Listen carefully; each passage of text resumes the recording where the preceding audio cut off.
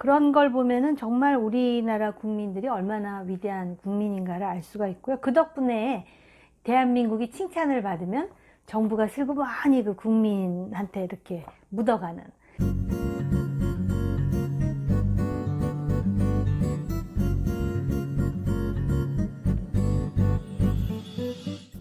안녕하세요, 정옥임입니다. 코로나19 때문에 많은 사람들이 지금 우울증에 걸려 있다 그러죠. 코로나 블루라고 하는데, 사실 정치 지도자들이 받는 스트레스는 더 엄청납니다. 왜냐하면은 이게 거의 전쟁 중이기 때문에 매우 정확한 의사결정을 해야 되고, 자칫 오판하게 되면은 대량의 피해자를 양산할 수 있다라는 점에서 그렇거든요. 그리고 이게 끝날 때까지 끝난 게 아닌데다가 단기에 끝나는 것이 아니라 장기전으로 가야 되기 때문에 과연 이 대응 자산이라든지 인력을 어떻게 적절히 배분하느냐라는 부분에 대한 고민을 많이 해야 되기 때문에 그렇습니다. 근데 이런 와중에도 또 칭찬받는 정치 지도자들이 있습니다. 예를 든다면은 대만의 차이잉원 총통, 그리고 싱가포르의 리센룽 총리, 독일의 메르켈 총리 같은 사람들이 대표적인 예인데요. 대만하고 싱가포르 같은 경우는 코로나가 중국에서 창궐되기 시작할 때 이미 중국발 입국을 차단하고 굉장히 적절한 마스크 대책을 세우죠. 싱가포르 같은 경우는 마스크를 전부 민간으로부터 정부가 사들여 갖고 배분을 하고, 또 대만 같은 경우는 그 마스크 배분에 부족함이 없도록, 지금도 대만 사람들은 마스크 배분 받는데 하나도 문제가 없다 그러는데요. 이렇게 그 초동 대처를 잘한 이유는 2003년에 대만과 싱가포르 같은 경우는 중국으로부터 그 사스와 관련해서 정확한 통계도 받지 못하고 중국의 낙관론만 믿고 있다가 뒤통수를 맞은 경험 때문에 더욱 애초부터 단도리를 잘했다, 이러한 이야기가 들립니다. 여기다가 이제 선거라든지 정치로부터 조금 거리를 둘 수 있다라는 것이 이 두 지도자로 하여금 일관성 있는 정책을 펴는데 도움을 준 것 같습니다. 차이잉원 총통 같은 경우는 올 1월에 재선에 성공했기 때문에 선거에 대한 부담을 훨씬 덜을 수가 있었던 것이고, 리센룽 총리는 2004년부터 지금까지 그냥 쭉 총리였습니다. 특별한 하자가 없는 한 싱가포르에서 계속 총리를 할 수 있는 입장이고, 또 본인의 개인기가 확실하기 때문에 일관성 있는 정책을 폈다라고 보여지죠. 그러니까 국민들한테 솔직하게, 정보를 투명하게, 그럼으로써 이제 신뢰를 얻은 거고요. 독일의 메르켈 총리 같은 경우는 기본적으로 이 코로나에 대해서 빠른 시간에 종식될 것이다라는 그런 경박한 정치적 입장을 내놓지도 않고, 애초부터 이 병은 매우 위험하다, 그래서 최악의 그런 시나리오를 상정하면서 매우 진지하게, 매우 신중하게, 그리고 본인도 솔선수범해서 폐렴 주사를 맞고, 폐렴 주사를 처방한 의료진이 코로나 확진자임을 알자 본인 스스로 자가격리에 들어가는 그러한 모범을 보였죠. 특히 메르켈도 2005년 이래 계속 총리를 했고, 요번에 출마를 하지 않겠다고 불출마 선언을 한 입장이기 때문에 모든 것을 내려놓은 상황에서 굳이 정치적인 그런 계산이나 고려가 필요 없었다라는 점이 일관적이고 합리적인 정책 결정에 순기능을 한 게 아닌가, 이런 생각이 듭니다.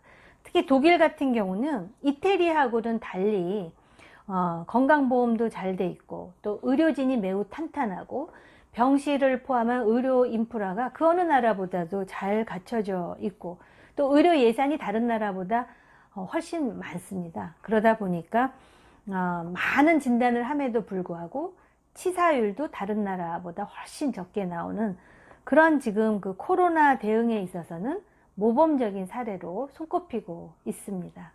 그렇다면 대한민국의 문재인 대통령의 리더십은 무엇인가? 한마디로 요약이 될 수가 있는데요. 중국의 아픔이 우리의 아픔이다. 이 속에 모든 게 다 들어 있습니다. 일단 그 코로나19에 대해서 중국이 아픈 것이 우리도 아픈 친구 사이기 때문에 그런 인식은 우선 감염병에 대해서 너무 모른다라는 것을 그대로 보여주고 있고요. 또 애초에 바로 그러한 논리 속에서 중국발 입국을 막지 않았기 때문에 지금도 유럽발 입국이라든지 미국발 입국에 대해서 다른 나라처럼 단호한 조처를 취하지 못합니다. 그러다 보니까 입국자 들어올 때마다 전부 전수조사를 해야 되고 전수조사 비용을 우리가 다 댐으로써 하루에 뭐 2억이 든다 그러지 않습니까? 이것도 다 국민 혈세로 하는 것인데요. 그런 상황이 됐습니다. 그런데 문재인 대통령은 참 국민복이 있는 인물이 아닌가 이런 생각이 듭니다. 우리나라의 그 진단 키트도 그렇고요. 이제 수출하게 된다 그러는데, 그리고 이렇게 그 어려운 와중에도 사재기를 하지 않는 성숙한 국민성, 아마 전 세계에 이런 국민성을 보여준 나라가 거의 없는 것 같습니다. 미국 같은데 슈퍼마켓 보면은 매대가 다 비어 있잖아요. 전부, 심지어는 화장지까지 전부 사재기를 해대가지고. 그런가 하면은 대구 경북에 그렇게 많은 확진자가 나왔는데, 그 대구 경북 주민들이 전혀 패닉 상태에 빠지지도 않고 침착하게 대응했을 뿐만 아니라 그 자원봉사 가가지고 정말 거의 혈투를 벌이는 의료진들, 그런 걸 보면은 정말 우리나라 국민들이 얼마나 위대한 국민인가를 알 수가 있고요. 그 덕분에 대한민국이 칭찬을 받으면 정부가 슬그머니 그 국민한테 이렇게 묻어가는 지금 그런 상황을 보여주고 있습니다. 이제는 그 대응 자산이라든지 또는 인력을 이런 식으로 소진하는 거는 조금 재고해 볼 필요가 있습니다. 이제 장기전에 대비해 가지고 제가 사실 오늘 말씀드리려고 했던 리더십은요, 바로 트럼프 리더십입니다. 전 세계의 가장 부자 나라, 뭐 천조국이라 그러지 않습니까? 그런데다가 군사적으로 2등부터 14등을 합해도 1등인 미국을 따라갈 수 없을 정도의 그런 그 국방력을 가진 나라인데요. 요번에 이 코로나 대응 때문에 완전히 스타일 구긴 경우가 바로 미국의 트럼프 정부라고 할 수 있습니다. 이 트럼프가 미국 대통령으로서 트럼프식의 포퓰리즘을 그동안 써왔는데, 트럼퓰리즘의 한계를 그대로 보였다라고 저는 생각을 합니다. 사실 역대 미국 대통령 중에 전 이런 대통령은 처음 봅니다. 그동안은 미국이라는 나라가 자유민주주의, 시장경제, 그리고 항행의 자유, 이러한 가치를 추구하면서 사실 다른 나라 입장에서도 그런 리더십에 이렇게 편승하면 이익이 되기 때문에 미국의 리더십에 대해서 상당히 그 우호적인 입장이었는데, 지금 미국은 미국 제일주의, 그리고 미국의 경제, 그리고 미국 트럼프의 재선에 완전히 매몰되면서 사실 코로나19 대응도 영향을 받습니다. 트럼프는 유난히 그렇게 그 전임 오바마에 대한 컴플렉스를 가지고 있는데요. 사실은 오바마 대통령이 백악관 내에 이런 팬데믹을 대처할 수 있는 부서를 하나 신설했다고 합니다. 이게 팬데믹 오피스인데, 이거를 트럼프가 취임하자마자 그냥 없애버리고 그 미국 질병관리본부의 예산도 삭감해버리고, 하여튼 오바마가 한 건 다 싫다 이런 주의였죠. 그래서 지금 그런 상황으로 갑자기 이런 팬데믹에 이제 그 파도에 직면해가지고 어쩌면 미국의 상황이 이태리보다 더 나빠질 것이다 라고 예상하는 전문가까지 생겼습니다. 백악관 기자가 전 세계에서 가장 부자인 우리 미국이, 미국 사람이니까는요, 우리 미국이 마스크와 장갑과 인공호흡기가 부족해서 쩔쩔매는 이 상황을 어떻게 봐야 됩니까? 그러니까는 그 청산유수 같은 트럼프가 버벅대면서 대답을 제대로 못하는 그런 상황. 아마 트럼프로서도 굉장히 지금 현상이 당혹스러울 것 같은데요. 지금 더더욱 놀라울 일은 본인 재선 때문에 마음이 급해가지고 경제는 자꾸 추락하고 이러니까 이 지금 사회 간 거리두기, 그리고 지금 미국 국민의 거의 반이 지금 집에 갇혀 있는 상태이거든요. 자가격리처럼. 근데 이거를 몇 주 만에 풀겠다고 하니까 백악관에서 방역 전문가들이 무슨 소리냐, 몇 달 동안은 이런 상황을 지속해야 이게 지금 감염병을 잡을까 말까인데 하면서 격론을 벌였다고 합니다. 이런 걸 보면 트럼프가 지금 얼마나 재선 때문에 안달이 났는지를 알 수가 있고, 그런 트럼프의 조급함 때문에 미국의 코로나 상태가 더 나쁜 상황으로 치달을 수 있는 가능성까지 있다, 이렇게 볼 수가 있습니다.